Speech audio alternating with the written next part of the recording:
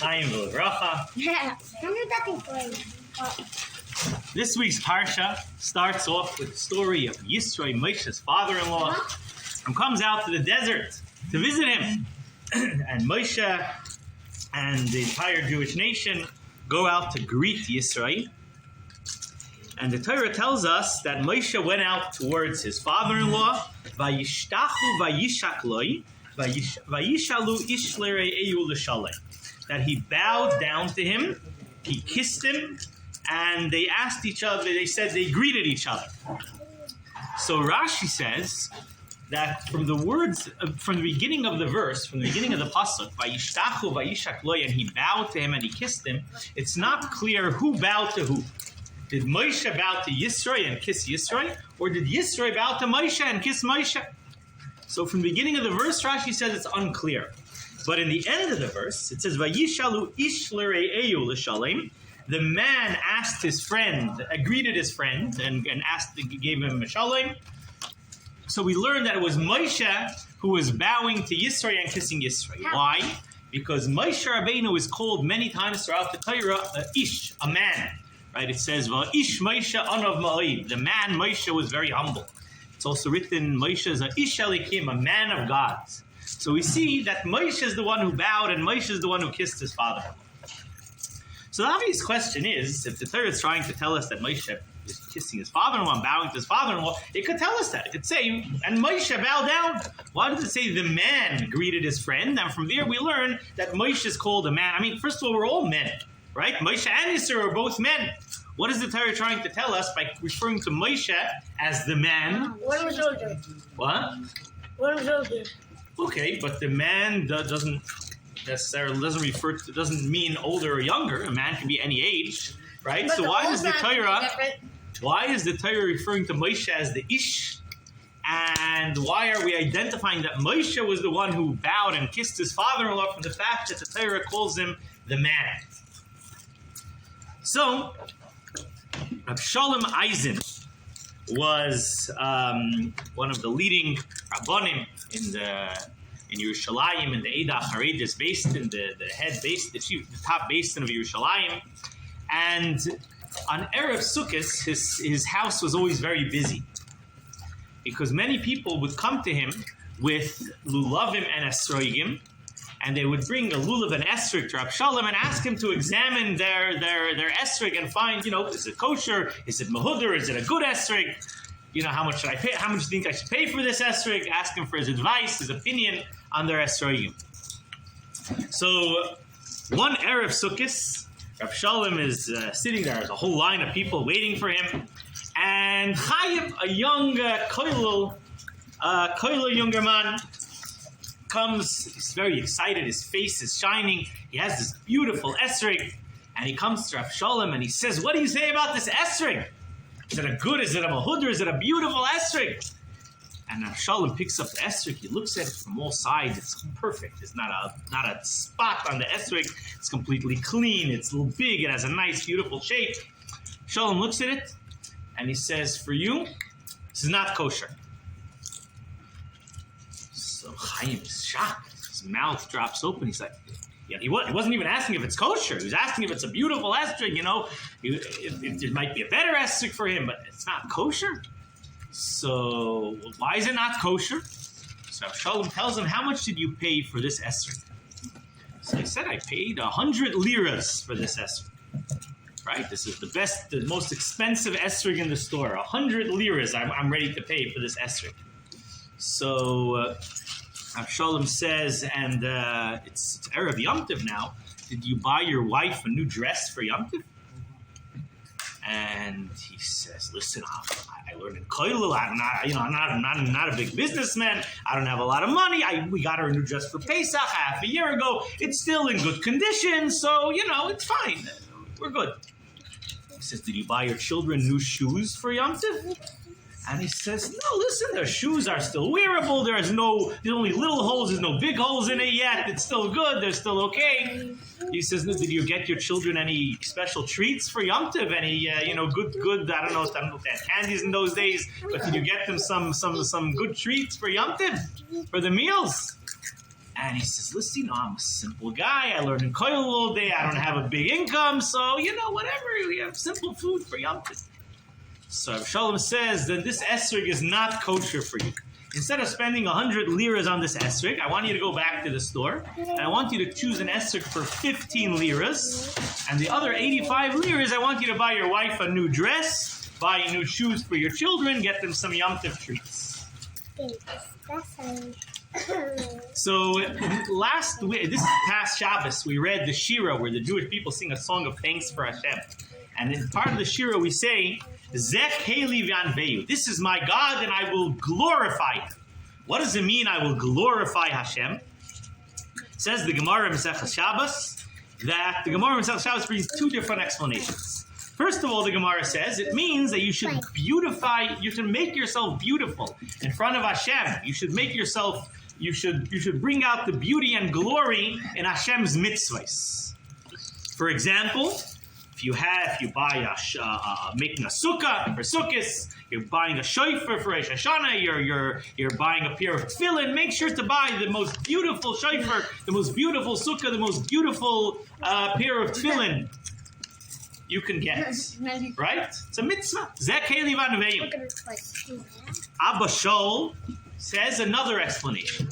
Vanveyu is from the words anivahu, that me and Hashem have to be similar, which means I have to act the same way Hashem acts. Just like Hashem is kind and compassionate and cares about others, so too I also have to be kind and gracious and compassionate to others. So the obvious question asks the Parshas Yosef is, first of all, these two explanations on the same word seem to be totally different, completely different. Why are they both discussing the same word, and why does the Gemara bring them down together? And also, Abba Shol's explanation seems to be much further out from the simple meaning of the word, right? The first explanation seems to be much more connected to the simple meaning of the pasuk. So why does the Gemara bring them down together? Says the Parshas Yosef that the Gemara is telling us, after the Gemara tells us the first explanation, that you have to make yourself beautiful with the nicest mitzvahs, the nicest sukkah, the most beautiful esrog. The Gemara says that sometimes there's somebody who gets so caught up in having the nicest esrog and the nicest sukkah and the nicest pair of tefillin that he forgets that he also has to look out for his fellow Jew, that he also has to be kind and gracious and compassionate to his friends. So comes Abba Shol, and Abba Shol says, I want you to know that in the same word vanveyu, that I will glorify and make beautiful mitzvahs in front of Hashem, there's a deeper meaning in the same word. And that is, you also have to act like Hashem. You have to be kind, respectful, and gracious towards other people. Don't get so caught up in having the nicest mitzvahs that you forget about the people around you. Reb Mendel Futterfass, right, the great mashpia, the big farbringer who spent many years in suffering in Siberia and came out even stronger. What? It was my friend's great-grandfather. Oh, your friend's great-great-grandfather. So he used to tell over the story that when he was 5 years old and he was learning in a cheder somewhere in Russia. So he said that one time in those days they didn't have pens or pencils. They had like quills, and every student had like a little bottle of ink. Right? So one time, one of the students in the class forgot to bring a bottle, some more ink. He ran out of ink, and he didn't have any ink. He forgot to bring a new bottle of ink. So he turned to his friends, right? And he said, I see you have a lot of ink. Can I borrow some ink from you? Right? Can I borrow some ink from you? So his friend says, no. If you needed ink, you could bring your own ink. Right? You could have brought ink from your house. Right?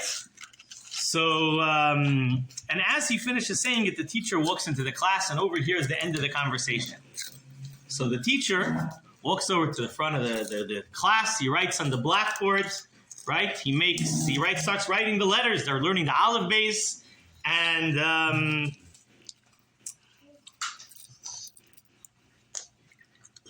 where is it?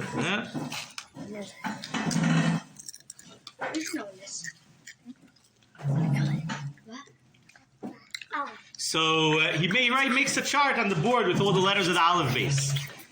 So the teacher, after he makes all the letters on the board, he calls over the second student, the student who didn't want to give his friend the ink. And he says to the student, he says, do you know what an aleph is? Can you show me what an aleph is? So the student is very happy. He knows what an aleph is, the first letter, right? He rushes up to the board. He points. He says, this is an aleph. And the teacher says, no, you're wrong. Do you know what a beis is? He's a little bit nervous. He got the aleph wrong, but he knows what the beis is. So he points to the beis. This is the beis. And the teacher says, no, you're wrong. This is not the beis. You know what a gimel is? So now he's already really nervous. He doesn't know what his teacher wants from him. And he points to the gimel. And he says, this is a gimel. And the teacher says, no, you're wrong. Do you know what an aleph is? The aleph of Torah is that when your friend asks you for some ink, you give your friend ink. The beis of Torah is that when your friend asks you for ink, you give him ink. And the gimel is also when your friend asks you for ink, you give him ink. Right? That's the aleph, that's the beis, and that's the gimel.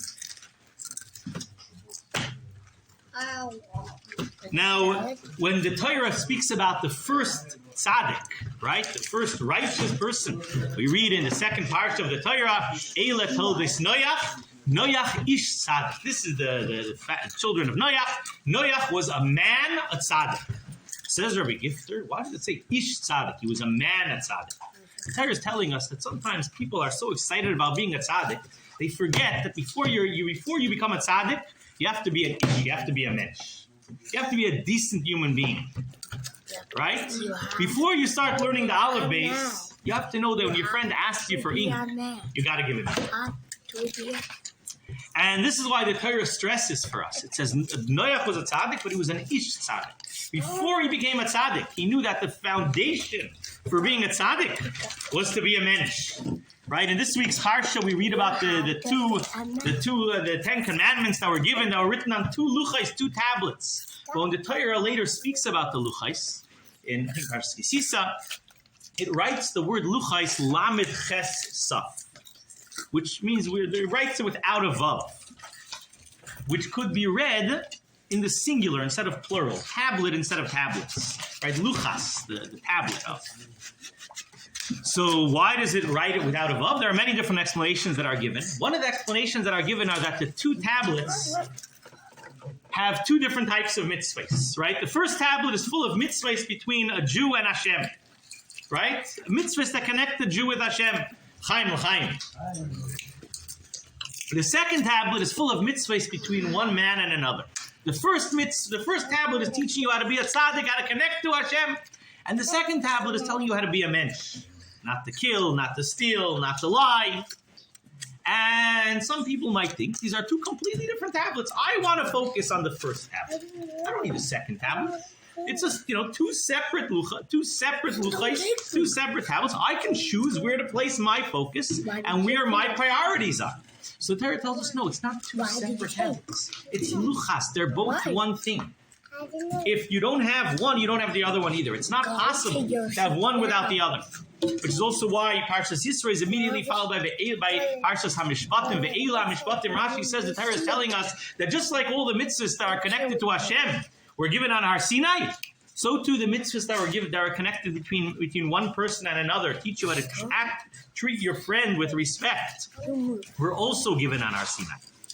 Rab Shraga Feivel Mendelovich was the founder of Yeshivas Torah Vadas, and he had to travel around. As running a yeshiva, unfortunately, involves a lot of fundraising and traveling. It's not the exciting part of the job, but part of the job that needs to get done. So Shraga Feivel had to travel around a lot, fundraising, and he made a trip down to Miami, a fundraising trip. Right? So he's in Miami. He has to find a place to stay. So one of the... What? Did he come here? I don't know. I'm not sure exactly where he went in Miami. I don't think there was a community here at that time. I think it was way before this community existed. But so one of his former students lived in Miami, and he heard his teacher's coming. Shraga Feivel's coming. He was very excited. He invited his teacher to stay with him for Shabbos. And they go to shul Friday night. And, of course, before they go to shul, the student tells his wife, the Rosh Yeshiva is coming to eat with us tonight. We have to make sure everything is perfect, everything is set up nicely. He comes home from shul, and he's very disappointed. They did not even finish setting the table. right? His wife is relaxing a little bit. She's tired after a whole day of work, a whole week of work. She's relaxing. And it doesn't look like the table was finished being set. As a matter of fact, when he walks in, he sees that the challahs are sitting on the table uncovered. Right? You can't have challahs uncovered on Shabbos. So he's... he doesn't want to start yelling at his wife in front of his Rosh Yeshiva, so he makes like a loud comment. He says, I don't know what his wife's name was. I'm sure you're on your way to the kitchen to finish setting the table to bring out all the stuff that we need. And I'm sure you know that the challahs need to be covered because we don't want to embarrass the challahs when we make Kiddush before Hamaitzi, right? And usually you're supposed to make Hamaitzi first. Right? The challah is the most important part of the meal. But on Shabbos, we first make Kiddush before Hamaitzi. So in order to prevent the challahs from getting embarrassed, we cover the challahs. Right? So he makes a loud comment to his wife, reminding her that the challahs are supposed to be covered. So his wife goes out of the room, and Rav Feivel turns to a student, and he says, something very interesting. He says, throughout the years, many people have come to me with different problems. Right? The different relationship problems that they had. I've had many wives come to me that are upset about something their husband said to them.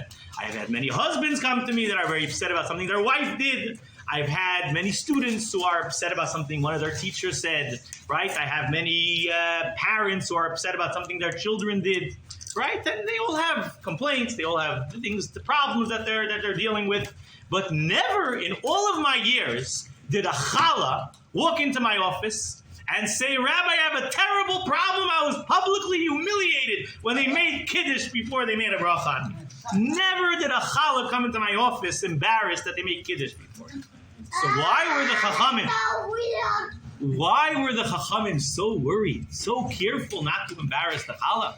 Not because the challah cares. Because the Chachamim were trying to teach us how sensitive we need to be towards the feeling of somebody else. Right? There are times when we think, who cares? I could say something, a person's not going to get offended. They're not going to be embarrassed. So the Chachamim came along and they said, even if you're sure that the person's not going to be embarrassed, don't say anything disparaging about another person. Even if you're 100% sure that they're not going to get upset and they're not going to get embarrassed. As a matter of fact, even if you're talking about a challah, right, which doesn't have feelings, and is not going to be upset about it, I want you to be so sensitive that you shouldn't even do anything that might cause a little bit of some type of embarrassment to the challah.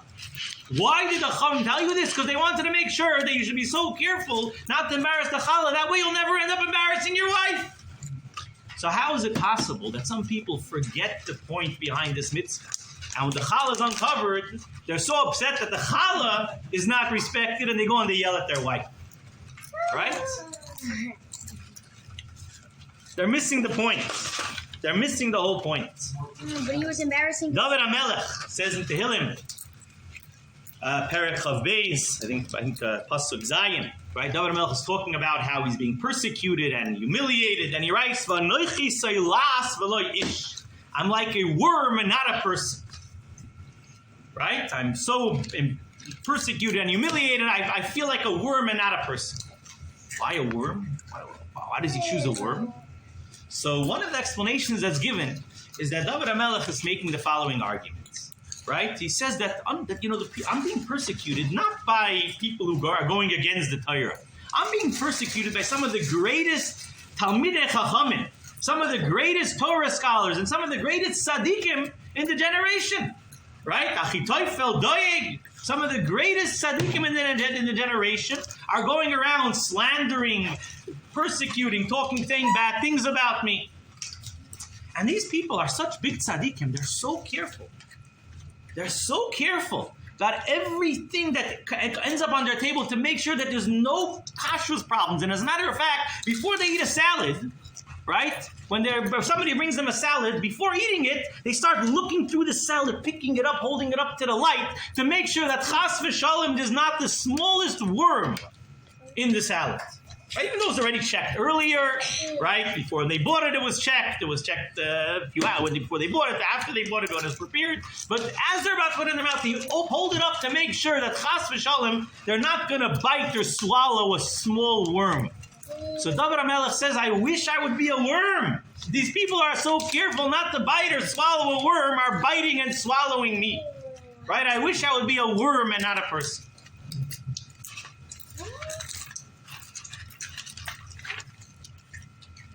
And this is sometimes we forget what's really important, right? We get so caught up in checking for the smallest worms that we don't forget that we're dealing with a person standing in front of us, and that we have to treat the person with respect. And this is what the Torah is telling us over here. This is what the Torah comes along and tells us is happening with Moshe Rabbeinu. Moshe Rabbeinu, according to many opinions, there are different opinions exactly when the whole story of Yisro happened. But according to some of the opinions, it happened right before Matan Torah, right before the Yidden get the Torah. Right, Moshe is getting ready, the most important, the greatest event in the history of the world.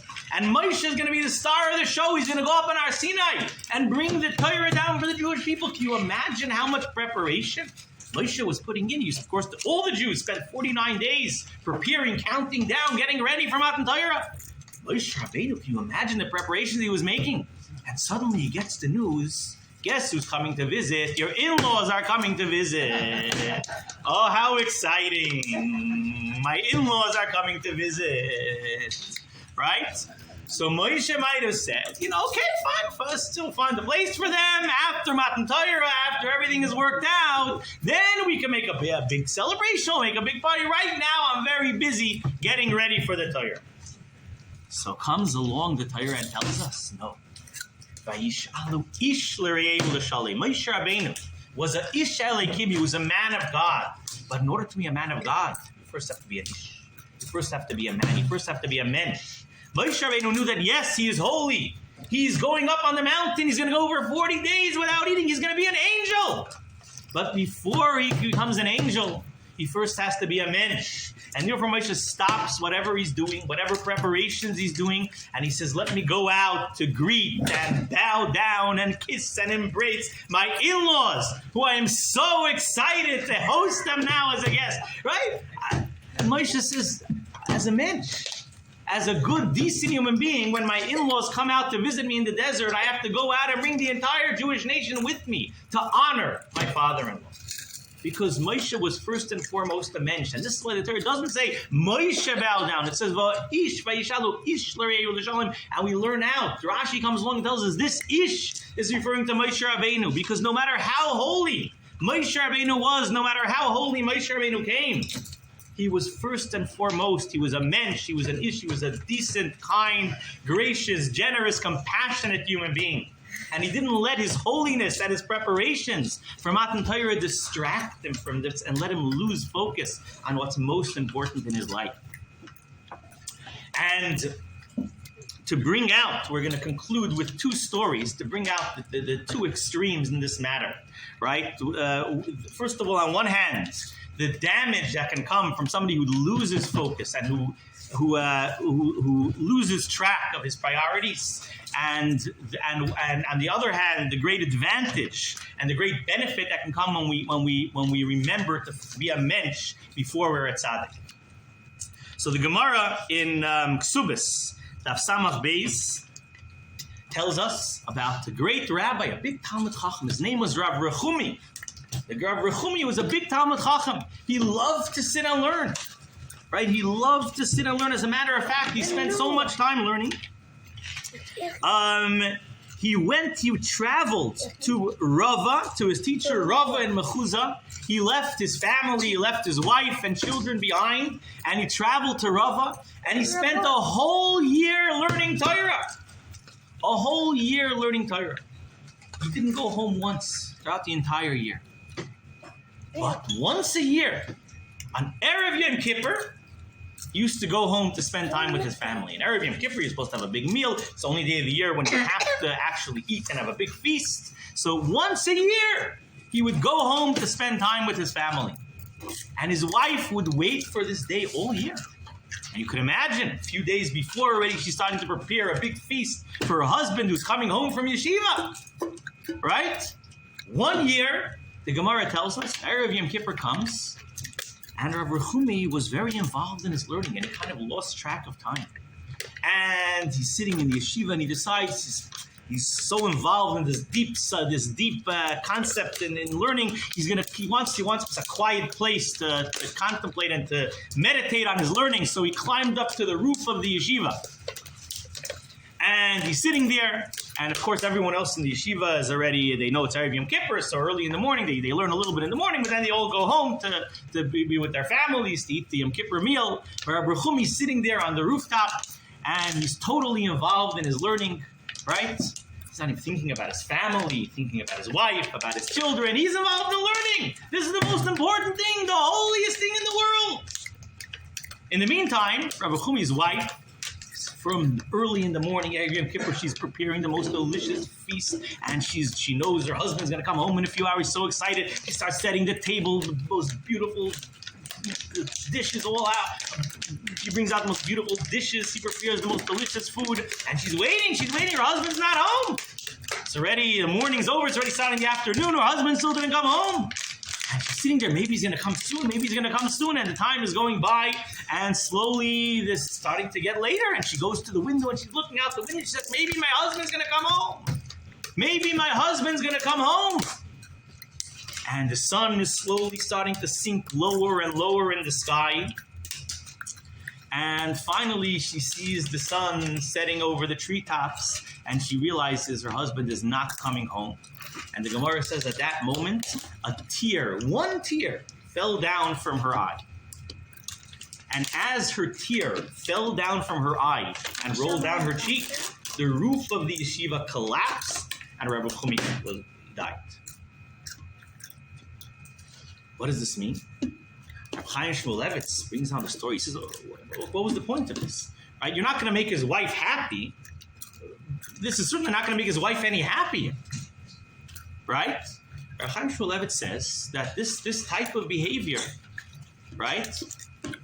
This type of behavior damages yourself. It damages everybody around you.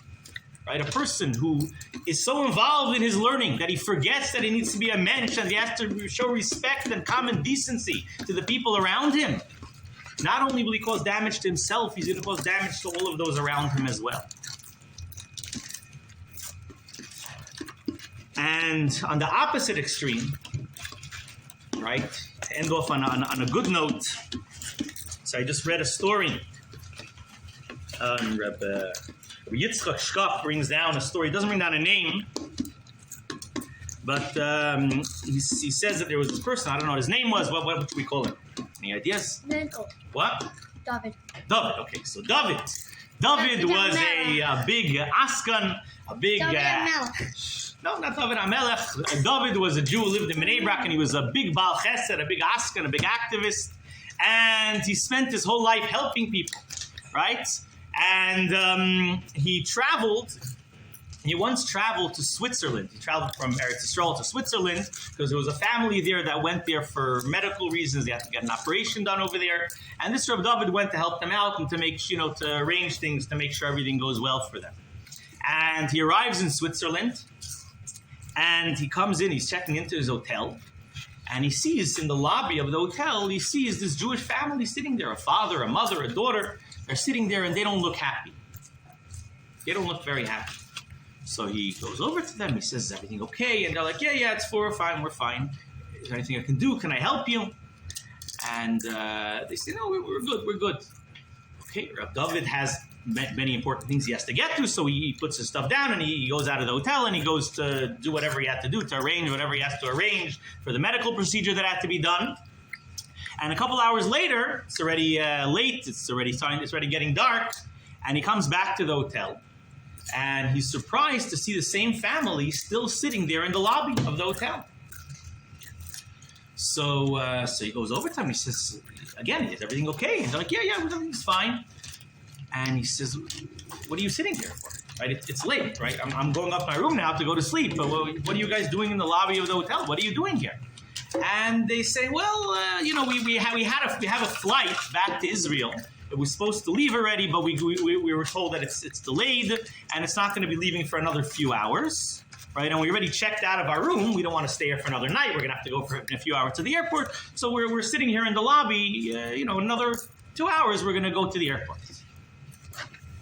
Okay, fine. Baruch Hashem, you have a flight. It's leaving in a few hours. And he starts going up to his room. And he thinks to himself, how can I go up to my room and sit down and lay down in my bed when there's a family sitting down in the lobby for a few hours already, sitting all on their own. They don't look very happy. This is not. I can't sit and relax in my bed when there's a family downstairs sitting like this. So he goes up to his room. He takes some cake and cookies that he had there, some chocolate, some drinks, and he goes back down to the lobby. And he says, listen, let's bring together. Let's sit together. Let's talk. You're here you said another 2 hours.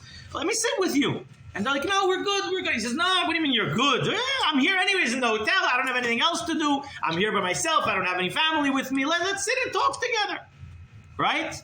Okay, fine. They start talking. And he realizes there's something. They don't look very happy. He tries to figure out what's wrong with it. They don't really want to tell him what's going on. They're here, whatever. They're visiting Switzerland, whatever. They're going back to Israel soon. Okay, they don't really want to talk about what's bothering them, so he starts talking about other things. He starts talking about the weather. He starts talking about where they're from, telling them stories. And they're sitting there. They're talking for 2 hours. After 2 hours, they say, we have to go now to the airport. Thank you very much for spending time with us. And they leave the hotel, and they go to the airport, and they go back to Israel. And David goes back to his room, and he goes to sleep. A few months pass by, and Reb David receives a letter. He receives an invitation in the mail. And he looks at the invitation, and it's addressed to our good friend, Reb David. You're invited to our daughter's wedding. And he looks at the names, and he doesn't recognize the names. And he thinks it must be some mistake. Our good friend, Reb David. Okay, fine. He puts it away. He figures it must have been some mistake. And the next day, he gets a call, and this man's on the phone. He says, did you get my invitation yesterday? And he says, yeah, but I don't know what it's about. I don't know who you are. And he says, you're our good friend. We spent 2 hours together in the hotel. And he says, I want to invite you to our wedding. I want you to come as our honored guest. He says, your honored guest? I met you once, a few months ago in the hotel. We spent 2 hours together. What do you mean I'm an honored guest? So he says, you don't understand. The only reason this wedding is happening is because of you. He says, let me tell you what happened. Our daughter, unfortunately, went off the path of Torah, and she ran off to Switzerland, and she wanted to get married to a goy that she met over there. And we were devastated, right? We immediately flew down to Switzerland to speak with our daughter. She agreed to meet with us. We met, we met, we spoke for a long time, and we tried to explain to her what she's doing. She's throwing away everything. She's throwing away her religion. She's throwing away the Torah. She's throwing away the mitzvahs. She's throwing away her tradition. And she listened to us very respectfully. She listened to everything we have to say. And she said, listen, I heard everything you have to say, but I'm still going through with my plans. And we said, listen, at least come home, spend time with your family. You ran away so suddenly. And she said, fine. She agreed to come with us back to Israel, but she said her mind is set. So we got a ticket. That's why one of the reasons why the flight was delayed. We had to get a ticket last minute. We weren't able to get the right flight, so we were spending some. We were stuck there waiting for a late flight. That we were able to get a ticket with our daughter. And as we were sitting there, you came and you spent 2 hours with us. And after we left, we got on the airplane. And our daughter turns to us as the plane is taking off, and she says, you explained to me what I'm throwing away, right? I'm throwing away the Torah, the mitzvahs, the tradition, my family, my religion, my everything. But that wasn't enough to convince me. But I just realized what I'm really throwing away. I'm throwing away my family, right? I'm throwing away this nation that wherever I am in the world, when I meet another Jew, it's a brother, right? A person, you can't go to sleep in the hotel, right? Because his fellow Jews are sitting in the lobby. He runs out to spend time with them. She says, this I can't throw away. This I can't throw away. And at that moment, she changed her mind, and Baruch Hashem, she left her non-Jewish boyfriend, and now she's getting married very soon to her Jewish husband, and we want to invite you as our guest of honor. So we all have to take a minute and think about what our priorities are, right? We have in our life, we have so much, we have Torah, we have mitzvahs, and we want to make our mitzvahs as beautiful as possible. We all want to be a big tzaddik, right? Every one of us is a tzaddik. But we have to realize that before we become a tzaddik, we have to be an ish tzaddik. We have to be a mensch. Right? While we're spending all the time looking for the nicest esrog, right? Looking for the nicest lulav, right? When our in-laws come to visit us, are we going to spend some time with them? Are we going to be so involved in getting ready for Matan Torah? Or are we going to put all that aside to go visit our in-laws? Right? When somebody comes to visit, a distant relative comes to visit, and we're not so excited about seeing them, right? Especially children, they're busy playing, and if somebody comes to the house to visit, and they're not that interested in spending time with them. Right? Maybe they're even involved in learning. Maybe they want to learn some extra Mishnayos. So they have to realize it's very nice to learn Mishnayos. But before you learn Mishnayos, you first have to be a Mentch. When somebody comes to your house to visit, you spend time with them, you treat them with respect, you make them feel good. And that way, in addition, on the way to becoming an Ish Shelikim, you start off with being an Ish, you start off with being a Mentch. Eventually, you can become an Ish Tzaddik and become an Ish Shelikim. L'chaim, l'chaim.